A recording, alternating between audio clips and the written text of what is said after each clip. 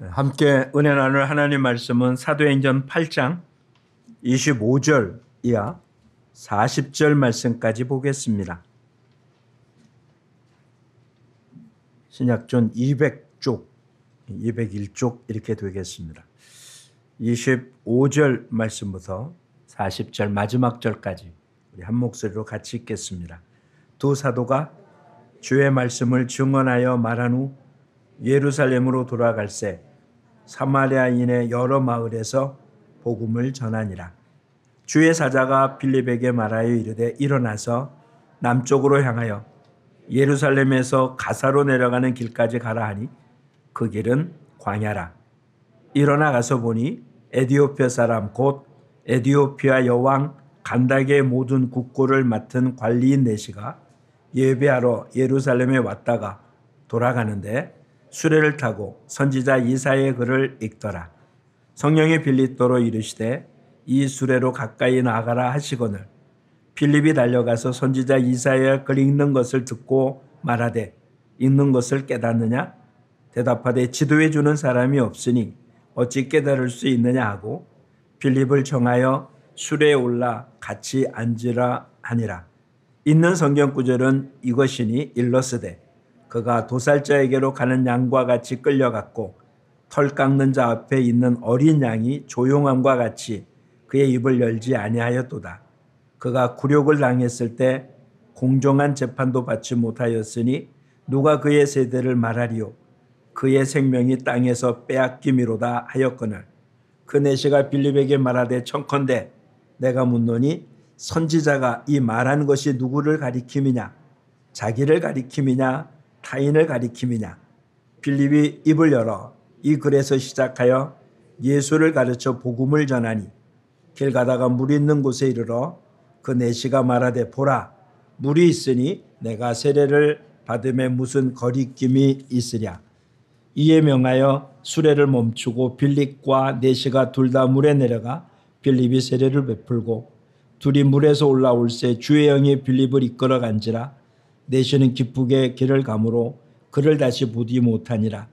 빌립은 아소도에 나타나 여러 성을 지나다니며 복음을 전하고 가이사랴에 이르니라.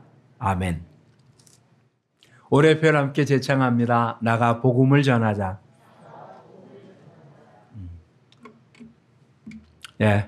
저는 한 주간은 격리되어 있느냐고 여러분과 함께 만나지 못했습니다.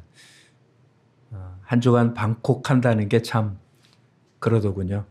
한 30년 있으면서 집 바깥을 한 주간 동안 안 나가본 적은 처음입니다. 지금도 뭐 다 괜찮은데 찬송 부르는 게 조금 벅찬 것이 있습니다. 새벽에 보았지만 한 곡은 부르겠는데 두 번째 찬양을 할 때는 좀 숨이 막히는 것 같습니다. 아직 완전하진 않는데 다른 모든 건 이상이 없습니다. 잘 기다려 주셨고 함께 기도해 주셔서 고맙습니다.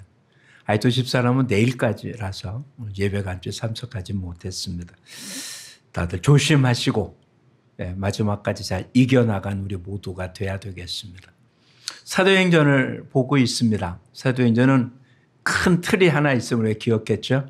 성령이 임하면 권능을 받고 예루살렘, 온 유다, 사마리아, 땅끝까지 이르러 복음이 증거되는 이와 같은 모습. 그래서 첫 번째 대부분의 모습은 예루살렘에 있었던 이야기입니다. 성령이 임한 오순절 사건, 성전 미문 앞에 앉아 있었던 안진뱅이를 고친 사건, 이 일로 인하여 옥에 갇혔다 풀려난 것, 또 스데반의 순교, 이게 전부 다 예루살렘에 있었던 일, 그리고 예루살렘은 정말 폭발적으로 많은 일을 늘어서 기록되어 있는 모습만으로도 3,000명이 5,000명이 함께 예수 믿는 곳으로 들어온 엄청난 폭발적인 모습이 있었음을 우리 보았습니다. 스데반의 순교를 통한 뒤에 핍박이 왔었고 그 핍박으로 인해서 사방으로 흩어질 수밖에 없었던, 근데 그들이 그렇게 흩어지면서 그냥 끝난 게 아니라 가는 곳마다 복음을 전했다. 이것입니다.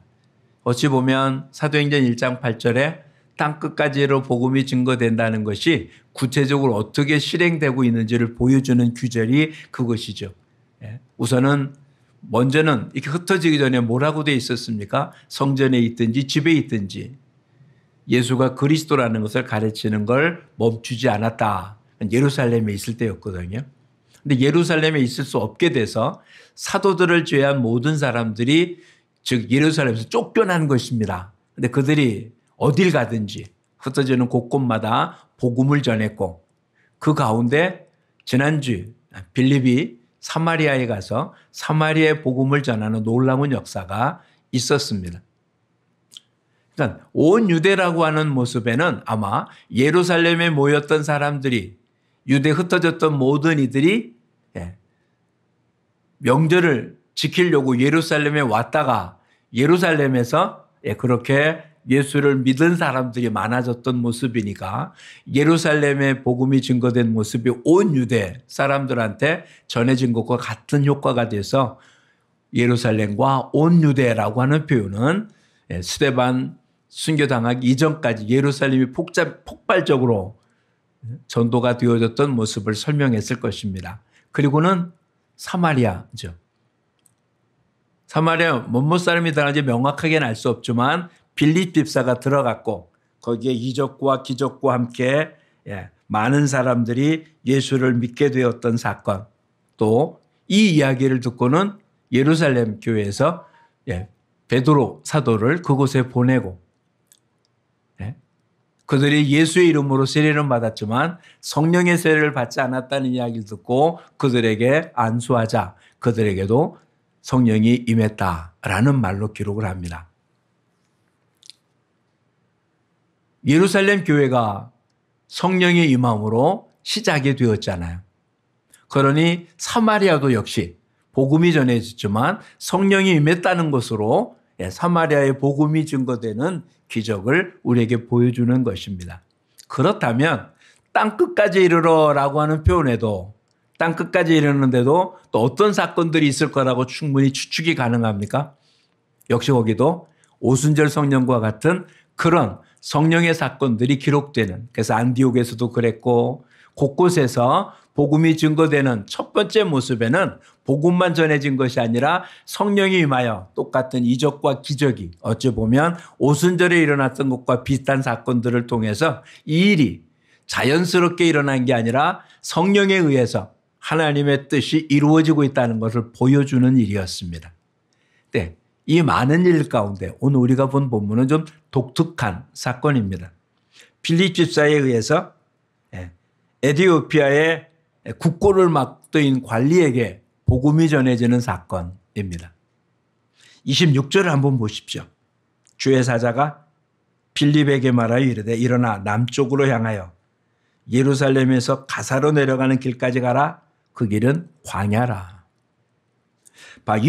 이전에 어떤 일이 있었습니까? 빌립에 의하여 사마리아 전체가 지금 들썩들썩거리고 있습니다. 사마리아에 얼마나 많은 사람이 예수 믿었는지 숫자는 기록하고 있지 않습니다. 그런데 사마리아의 복음이 증거된 뒤에 그 사마리아 성 자체에 기쁨이 충만했다라고 소개하고 있어요. 8장 8절을 보십시오. 그 성에 큰 기쁨이 있더라. 사마리아 성 안에 예수 믿는 사람 몇 명이 생겨가지고 성 전체가 기쁨이 됐다. 이렇게 표현하진 않았겠죠.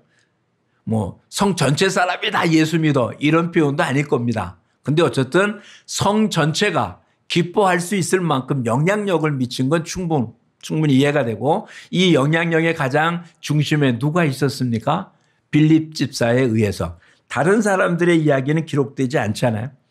물론 지금 두 사도가 예루살렘에서 내려가서 세례를 주고 뭐 안수하고 그러지만 그들은 곧 예루살렘으로 떠나며 사마리아 주변에 있는 사람에게 복음을 전하며 떠났다. 이게 다였거든요. 그러니까 사마리아 지역만큼은 빌립이 그냥 활동을 하고 사람이 많아지는. 근데 그런 빌립을 하나님은 지금 광야로 가라고 하고 있는 것입니다. 뭔가 좀 이상하지 않아요? 고기를 잡으려면 어디로 가야 됩니까? 물고기가 많은 곳을 가야 될 거잖아요. 그렇죠? 낚시하는 사람들 경우는 고기가 잘 잡히는 포인트가 있다고 그러죠. 하루 종일 있어도 못 잡는 사람이 있고 어느 사람은 가면 많이 잡는 사람이 있습니다. 물론 장비도 좋고 모두 있겠지만 어쨌든 고기 있을 곳에 낚시를 던져 고기를 낚는 것 아니겠어요? 근데 없는 곳에 아무리 오래 있으면 뭐 하겠습니까? 그러니까 사람이 많은 곳, 전도할 대상이 많은 곳, 이런 곳으로 가야 된다는 게 정확한 표현이지 않겠습니까? 그래서 오순절 성령이 임했을 때도 하나님이 예루살렘에 택한 이유가 뭐였겠습니까? 오순절에 전 세계에 흩어졌던 사람들이 오순절 절기를 지키려고 예루살렘에 왔기 때문에 그곳에 성령이 임했고 그때 수없이 많은 사람이 복음을 들을 수 있는 기회가 됐기 때문에 하나님이 예루살렘을 택했을 것이고 택한 그때가 오순절이었을 때 이유는 절기 때가 아니면 예루살렘이 이렇게 복잡한 절기가 아닙니다. 그러니까 절기에 수없이 많은 사람이 모였기 때문에 우리식으로 얘기한다면 절기라고 생각하지 말고요. 축제 때라고 한번 생각해 보십시오. 축제 때 얼마나 많은 사람들이 모였겠나. 그런 축제 때니까 사람들이 많이 모였고 복음을 전할 때 많은 사람이 들어왔다라고 객관적인 평가가 가능하잖아요. 사마리아도 마찬가지겠죠. 어쨌든 많은 사람들한테 그냥이 아니라 복음과 함께 이적과 기적이 나타나자 사람들이 많이 듣고 변화되었습니다.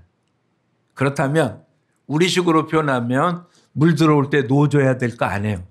그런데 오히려 그런 곳에 있는 빌립을 하나님이 불러내서 광야로 가게 했다. 그게 하나님의 일입니다. 마가복음 1장에 보면 예수님이 정말 저는 늦은 시간까지 병자를 고쳤던 사건이 기록됩니다. 집 앞에 많은 사람이 몰려와서 그들을 일일이 치료해주고 아침이 되었는데 예수님이 없어졌습니다. 아침 되면 많은 사람이 와서 제자들이 찾았는데 예수님 한적한 곳에서 기도하시다가 제자들이 말합니다. 많은 사람들이 왔으니 가자고. 예수님이 뭐라고요? 다른 마을로도 가자. 내가 이 일을 위해서 왔다. 예수님을 찾아놓은 많은 사람이 있는데도 불구하고 주님은 그렇게 자기를 필요하는 많은 사람에게 간 게 아니라 오히려 예수님은 다른 마을로 가시면서 내가 이 일을 위해서 왔다라고 표현합니다. 병 고치러 온 게 아니라 예수님을 찾는 사람들이 복음 때문에 온 게 아니잖아요. 병 고침을 받으려 온 거잖아요. 예수님은 병 고치러 온 게 아니라 복음을 전하려고 왔기에 그 일을 위하여 다른 마을로 인기 있는데 많은 사람이 찾는데 그러지 않습니다. 요한복음 6장에 의하면 오병이어의 사건을 통하여 수없이 많은 사람이 예수님을 따라왔습니다. 예수님 하시는 말씀이 어렵습니다. 내 살을 먹어라. 내 피를 마시라.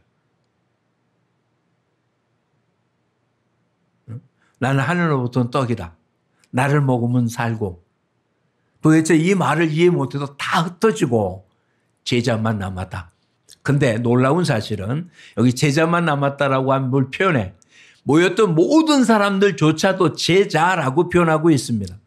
그들이 다 떠나고 사도들, 나중에 사도라고 불렸던 12명만 남은 거세요. 나머지는 다 갔습니다. 이 말이 너무 어렵다. 어찌 보면 말이 어렵다는 얘기는 아직도 어리다는 얘기잖아요. 오히려 더 키우고 더 알려주고 해서 따라오게 해야 될 것 같은데 오히려 힘들고 어려운 말에서 다 떨어지게 만들고 떨어지지 않은 몇 명만 데리고 주님은 자신의 일을 합니다. 좀 이상하죠? 하나님의 방법이 그런 거예요. 얼마나 많은 사람이 모이냐가 아니라 얼마나 하나님의 뜻을 올바로 전해느냐에 있는 거예요. 즉 하나님께서 빌립을 지금 광야로 가게 한 일은 광야에 사람이 많다 적다의 모습이 아닌 거예요. 광야에 하나님을 필요로 하는 사람, 하나님이 만나고자 하는 사람이 있기 때문이었고 갔더니 에디오피아의 국고를 맡은 내시가 예루살렘 예배를 마치고 집으로 돌아가는 술에 있었고 그는 선지서를 읽고 있었고 빌립에게 자기가 읽은 말이 무슨 말인지 묻는 그런 사건이 있었습니다. 어디 보면 생뚱맞잖아요. 그렇죠? 두 가지 생뚱맞은 일이 있어요. 첫째는 이방인이라는 거예요.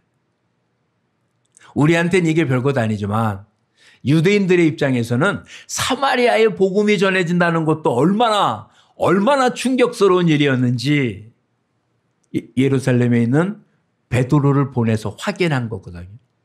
사마리아에도 성령이 임했다. 성경 말씀이 적용된다는 사실이. 그게 신기했던 거예요.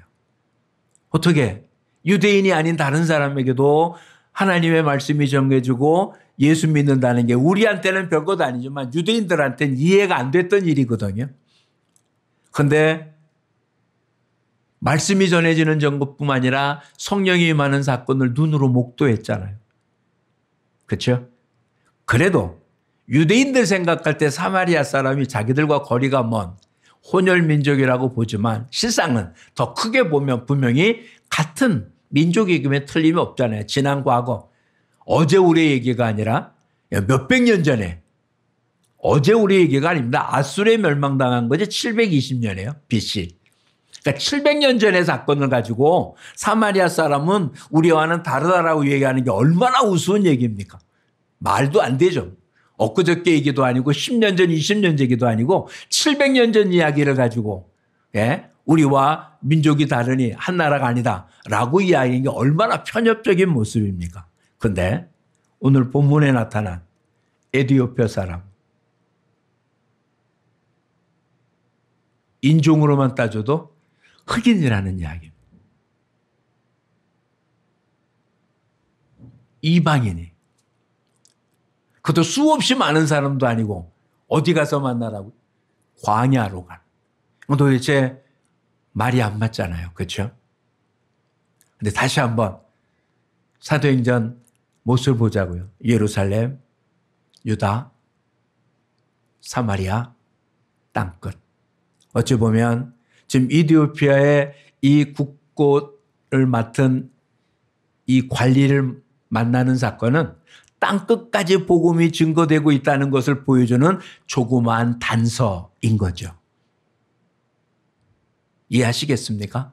엘리야 시대 때 비 오지 않던 그때 기도하자 7번씩이나 기도한 뒤에 겨우 나타난 게 뭐라고요? 손바닥만한 구름이 떠올랐습니다.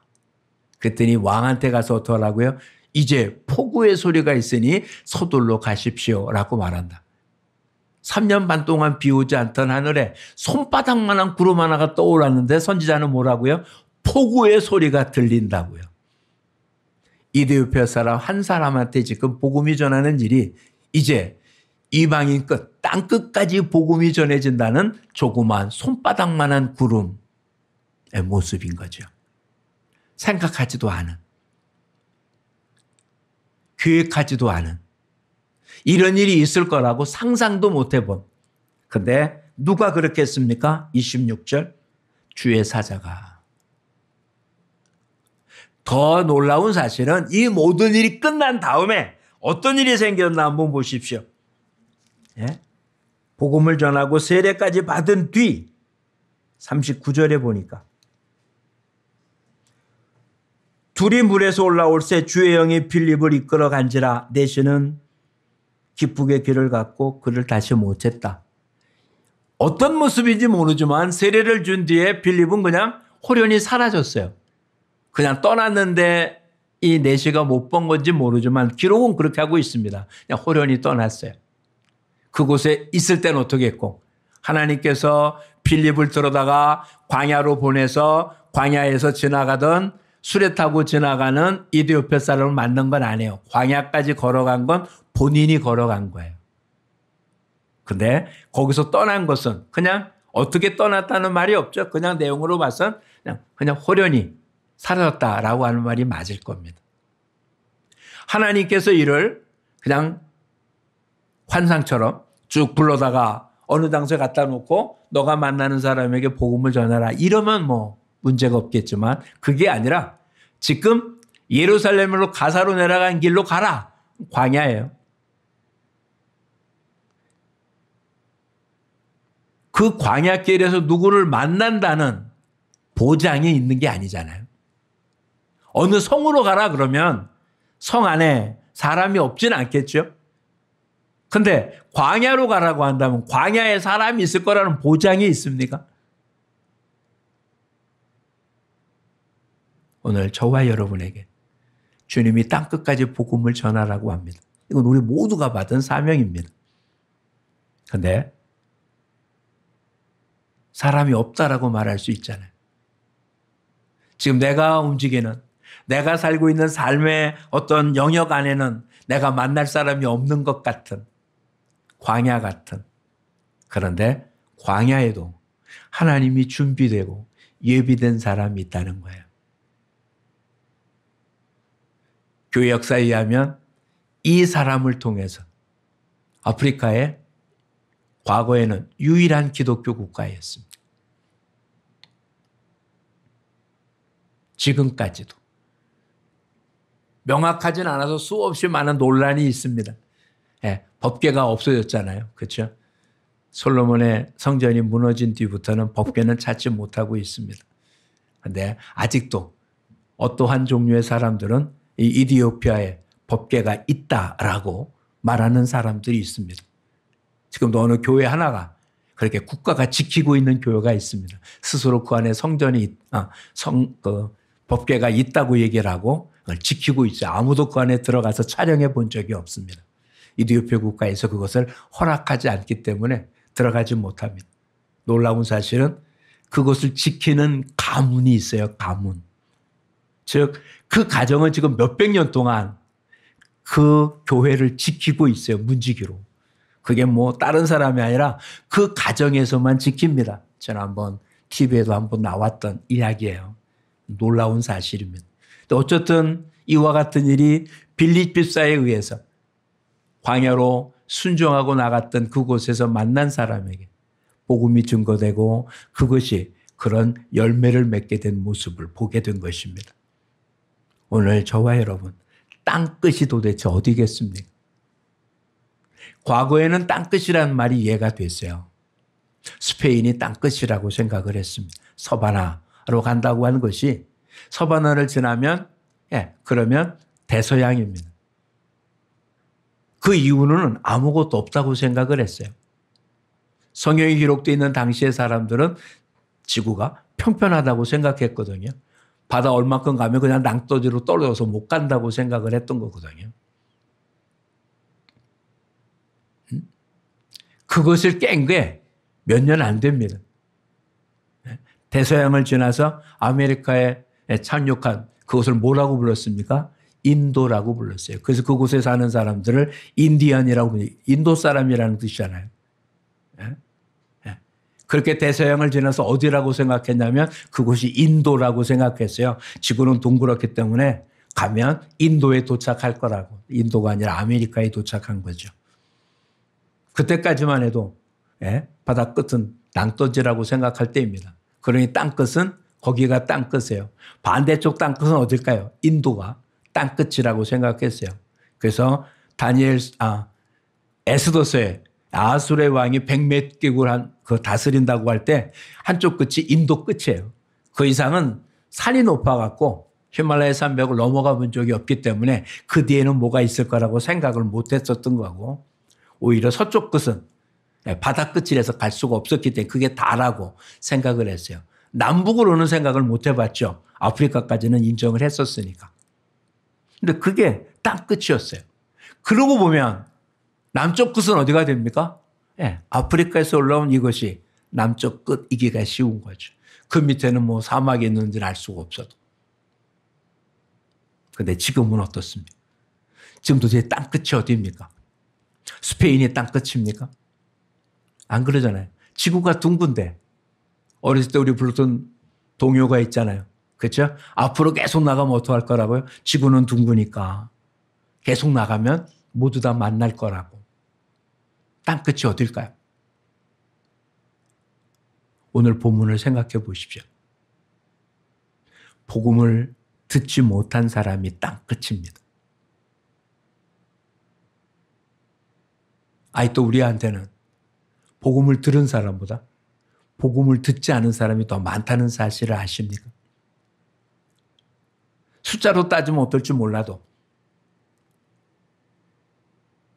지구의 중심, 즉 적도를 중심으로 북이 남이 20에 해당되는 그 모습에 아직도 60에서 70% 정도는 생전 살아있는 동안 예수 그리스도를 들어보지 못하고 이 땅에 살다가 죽는 사람의 숫자가 수없이 많습니다.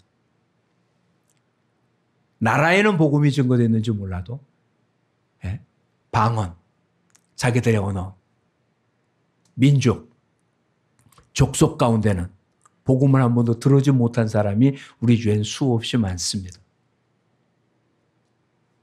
어떻게 만날 수 있을 거라는 어떠한 계획이나 모습도 없을 수 있습니다.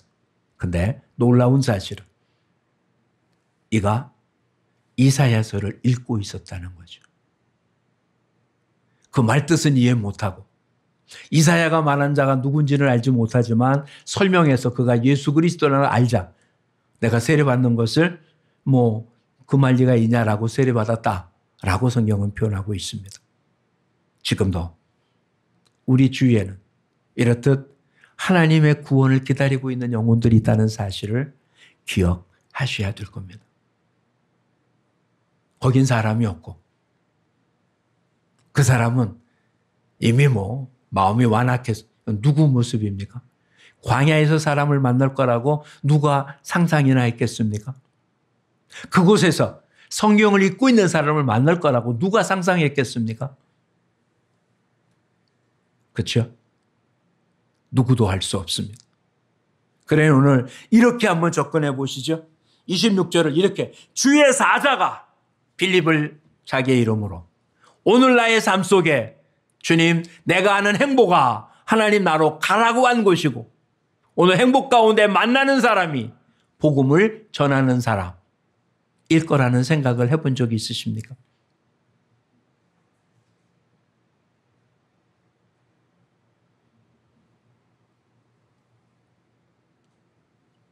(30절을) 한번 보시죠. 빌립이 달려가서 선지자 이사야의 글이 있는 것을 듣고 말하되 있는 것을 깨닫느냐. 지금 이 에티오피아 사람이 빌립에게 무엇을 요청한 게 아닙니다. 그냥 본인은 선지자의 글을 읽었을 뿐입니다. 근데 달려가서 너가 있는 것을 깨닫느냐. 지금 답답한 자가 왜 설명해 줄 수 있냐고 자기 수레에 불러서 지금 묻고 있는 것입니다.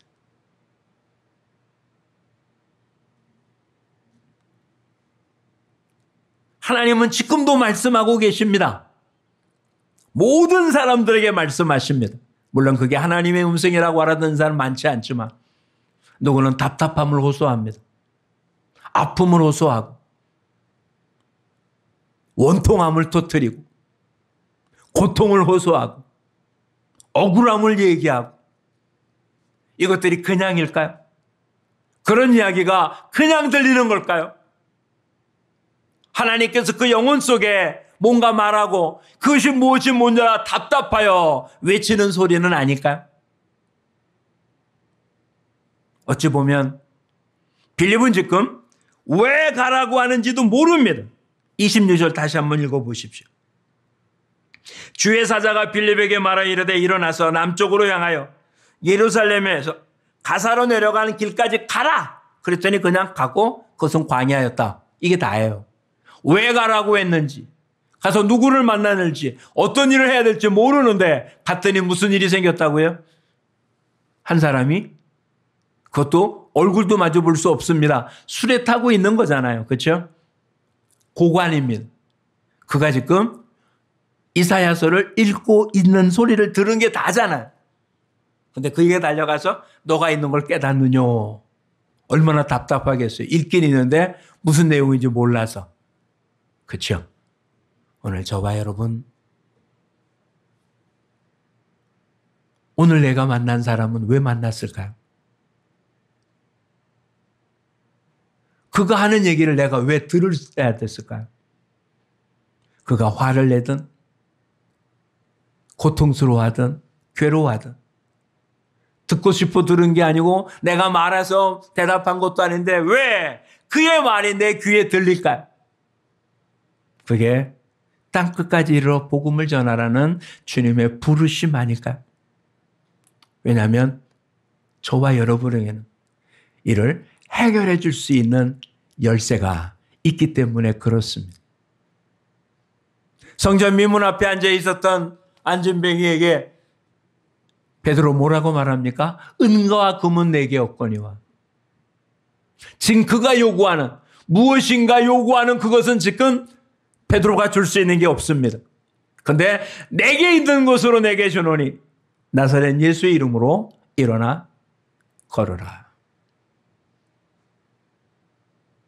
지금 그가 고통스러워하는 문제는 물질 문제인지 모르겠습니다. 내 주변에 아파하는 사람의 얘기가 어떤 인간관계 속에 나타난 온 구조적인 모습에서 정말 억울함을 호소하는 건지 모르겠습니다. 그 문제에 대해서는 저나 여러분이 해결할 수 있는 게 아무것도 없을 수도 있습니다. 근데 그것은 진통 자체지 진통의 원인은 아닙니다. 진정한 문제 해결자는 치료의 하나님, 우리의 모든 것을 짊어지시고 십자가를 지신 예수 그리스도가 열쇠이십니다. 그러니 우리는 그가 받을지 안 받을지는 모르지만 우리가 전해주는 열쇠로 그들의 문제를 해결하지 못할 것은 없다고 분명히 믿습니다.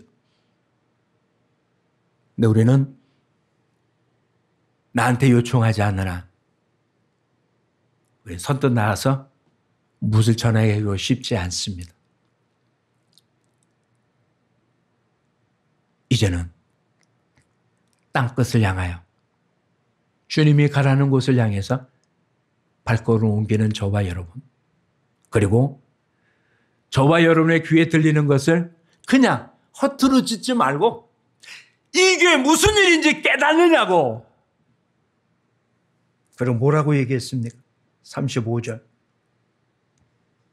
빌립이 입을 열어 이 글에서 시작하여 예수를 가르쳐 복음을 전하니. 지금 주어진 문제를 통하여 복음을 전하니. 그가 뭐라고요? 물 있는 데서 세례를 받지 않을 이유가 있냐? 라고 세례를 받았다. 이것입니다. 땅끝. 저와 여러분, 이제는 주의 음성을 듣고 주의 음성을 따라 움직이는 저와 여러분이 될 수 있기를 축복합니다. 예수님의 행적을 한번 살펴보십시오. 수가성 여인을 어떻게 만났는지. 예수님 먼저 표현하죠. 내게 물 좀 달라. 대화를 이끌어 가십니다. 그리고는 가장 중요한 문제를 접근합니다. 내가 주는 물은 영원히 목마르지 않는다.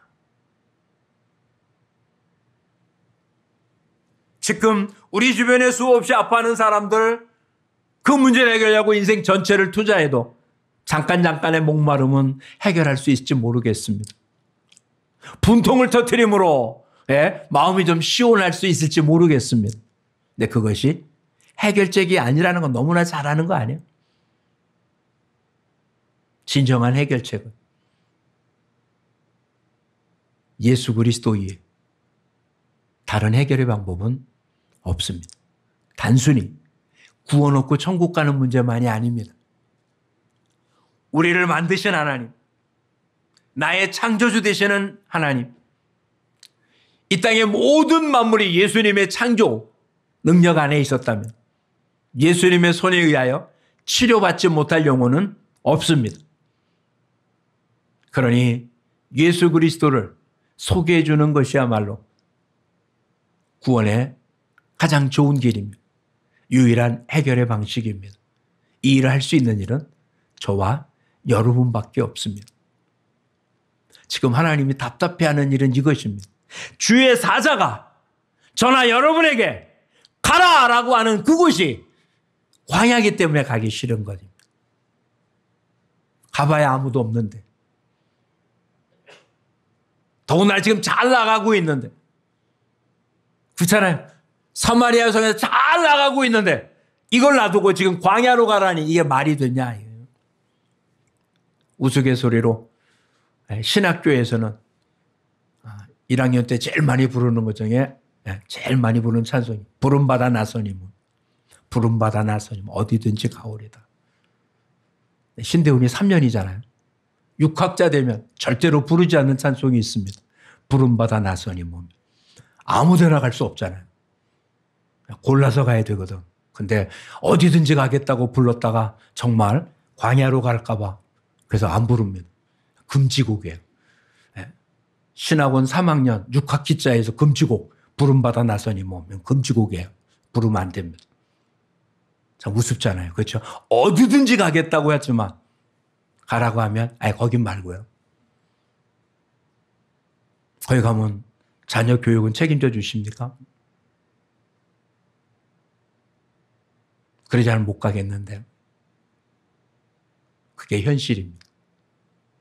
근데 죄를 하겠다는 사람만 그럴까요? 저와 여러분 안 그럴까요? 분명히 우리 주위에는 수없이 많은 사람이 있습니다. 그렇죠? 지난 한 주간 동안 집콕하냐고 만난 사람이 아무도 없습니다. 예전에 지난번 처음에 시작했지만 한 주간 동안 이렇게 아무도 안 나본 적이 처음입니다.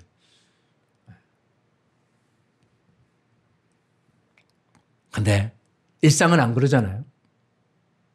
수없이 많은 사람을 만나잖아요. 보잖아요. 근데 그것이 주의 사자가 나를 만나게 했다라고 생각해 본 적이 없었다는 거죠.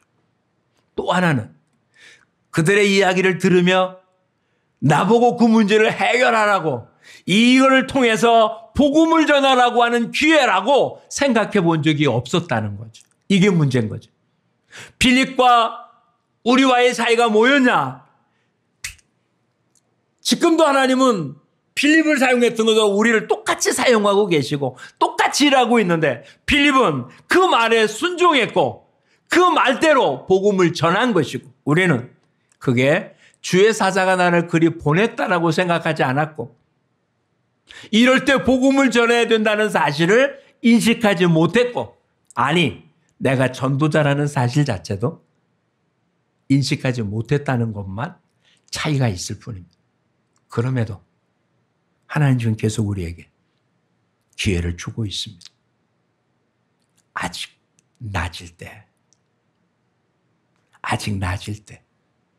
이 기회를 감당하는 저와 여러분이 되기를 축복합니다. 내일이 또 있을 거라고 생각하지 마십시오. 그렇죠? 내일이 또 있을 거라는 생각을 하지 마십시오.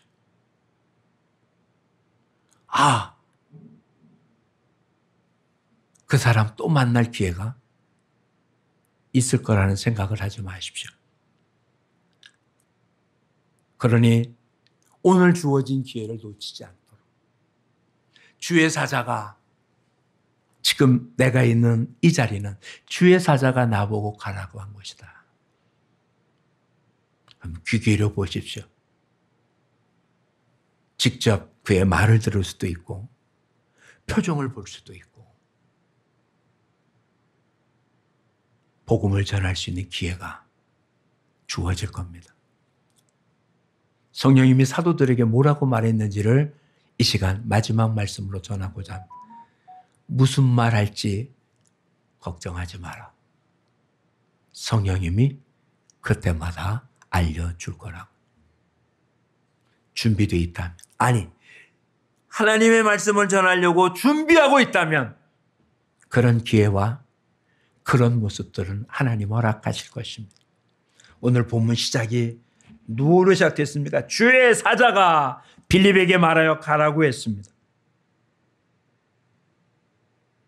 39절 뭐라고요? 둘이 물에서 올라오세 주의 영이 빌립을 이끌어 가시매. 시작을 주의 사자가, 끝날 때 뭐가요? 주의 영이 그를 이끌어. 오늘 저와 여러분 이 시간 주의 영에 우리 몸을 온전히 의탁하는 우리 모두가 되기를 축복합니다. 그 결과가 어떤 모습일까? 그냥 이러고 끝났잖아요. 한 나라가 복음화 될 거라고 상상이나 해보았습니다.